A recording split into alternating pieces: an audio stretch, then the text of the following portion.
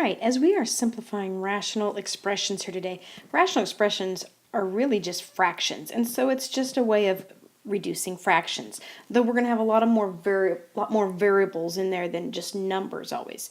You want to follow along and fill in your notes as you go, because there'll be several where I have two examples. One that I'll work through, and then one that I want you to try to do on your own, and then you can check your answer. But do take the time to try to do it without just copying down what I do.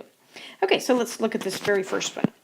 So it's basically just a fraction. We actually did this way back at the beginning of the class. You've got a 72 over 64. That's just a number fraction that you can reduce. And so you got to think of what will go into both of those. And 8 would go into both. And so I could reduce them both by 8. So that would end up a 9 over 8. And then as far as the variables are concerned, remember that this is a v to the first and a v over a v to the second. And if you start canceling out the v's, you'd have more of them on the bottom. And so I'd have one extra on the bottom on there. And what I'm thinking there is you have a v over a v times v, because that's your v squared. These would cancel out, and here's your extra one still sitting on the bottom. So 9 over 8v becomes what that simplifies to. Okay, so let's look at another one. Okay, very, very similar. I want you to take a minute, pause the video, and see if you can try to reduce this rational expression.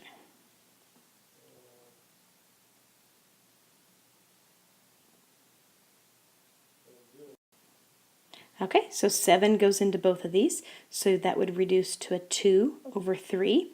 And when you look at your b's, you actually have more b's on top this time. So if you think that as a b times a b times a b over a b times a b, these cancel, and you have one b left up on the top. Okay, all you're really doing is subtracting exponents when you do that. Okay, let's try something else. On this one, when you start having a binomial or a trinomial caught up inside your rational expression, what you don't want to do is just pick out certain things to cancel, like this n and this n. You can't really do that because it's this entire quantity that's being divided by this 60n. So you can't just pick out part of it to cross off.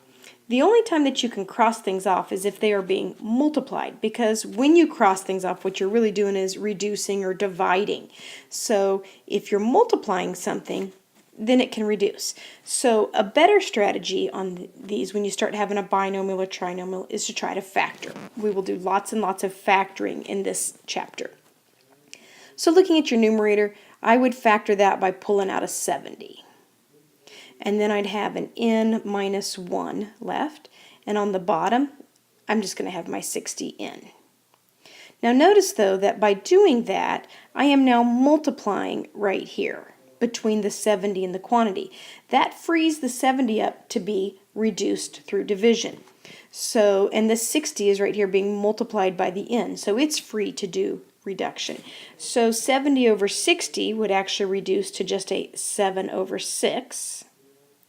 The n is going to stay down there, and the n minus 1 stays up top here.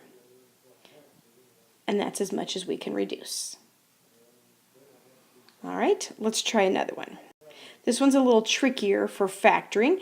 You're going to have to get pretty quick at your factoring to help this move along for you. If you are still struggling with your factoring, then ask me for a worksheet. You just need to practice that skill until you can do it more quickly in your head.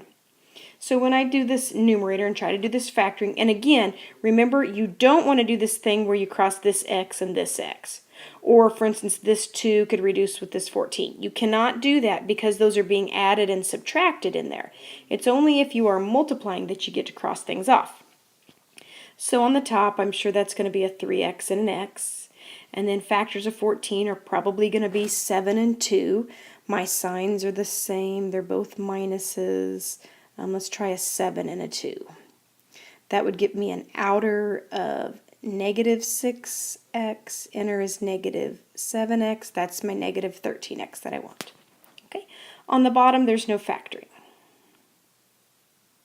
I kind of like to put parentheses around that so I recognize that is a group, and I can only get rid of that as an entire group, because what happened by factoring is I've now got multiplication going on right here, And so either one of those quantities could cross out as a whole.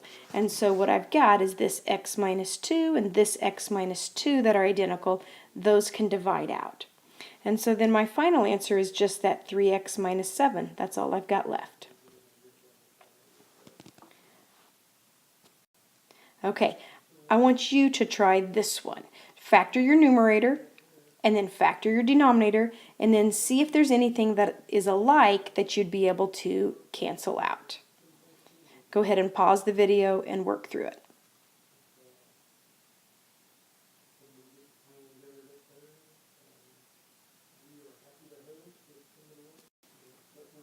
All right, ideally you got it factored and it looks like this, and what you end up with is this n minus 3 and this n minus 3. Since they're both being multiplied now, they can be crossed off as a whole. And so then your final answer is the 5n plus 4 over 2. All right, here's number 6. All right, this is actually an easier problem, but I just wanted to throw one like this at you because it is crazy tempting to cross that 10 and that 10 off. And tell me, why can you not do that? Because you are adding that 10 or subtracting that 10. It's only when you're multiplying that you get to cross things off. Have I said that a lot? Okay, kind of an important deal. All right, so you can't cross those 10s off. You just got to factor. So pull a 2 out of the numerator.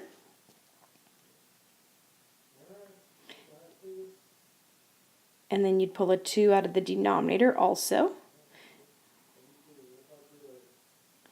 All right, now by doing that, these are now multiplied, so those 2's are going to be able to cross off for me. And as similar as these two quantities are, this x minus 5 and x plus 5, they're just not the same thing, and so you don't get to cancel those out. The only thing I'm going to be able to reduce are those 2's. The rest of it stays as is.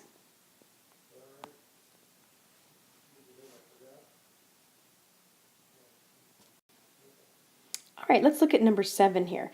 This one is probably the trickiest one that we've got so far just because it's got a lot going on. Again, can't do any reducing as is with all those 25s and 5s and everything. Still nothing can reduce until we have it factored. The reason I want to kind of start this one with you is because if you look at that, you could factor it the way it is, but remember that you always try to pull out a GCF first, and these definitely have a GCF that you could pull out to make your life a little bit easier. Plus, that gives us some additional reducing to do. So in the numerator, let's go ahead and begin by factoring out a 5 on that one. Then we have 5a squared minus 2a minus 3. And on the bottom, we can also factor out a 5. So that'll be a 5a squared minus a minus 4. Okay, so that works good because now these 5's can reduce for us, but I'm betting there's probably more that we can do. So let's go ahead. I'll have you take a second and pause the video, practice factoring these by yourself, and see if you can get anything further to reduce. Go ahead and pause the video.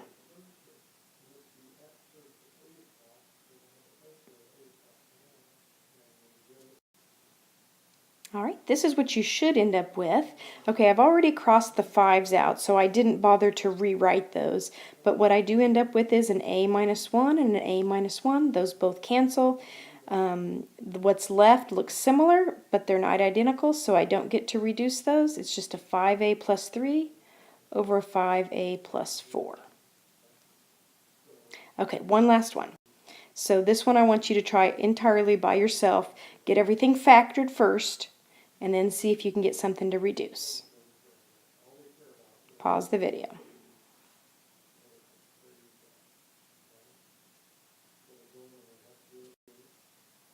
All right, so this is what you should have ended up with after you factored everything. And so what I can reduce is this 3 and this 9. Those would reduce to a 1/3. And then as I look at everything else, I'd like to cross off this x plus 1 and x minus 1, but they're not the same, so I don't get to do that. So my final answer is going to be the 5x minus 3 with the x minus 1 on top. And then on the bottom, I'll have that 3 out there and the x plus 1. And that's all I can do with that one. All right, so that's it for examples. Go ahead and give your homework a shot. Good luck.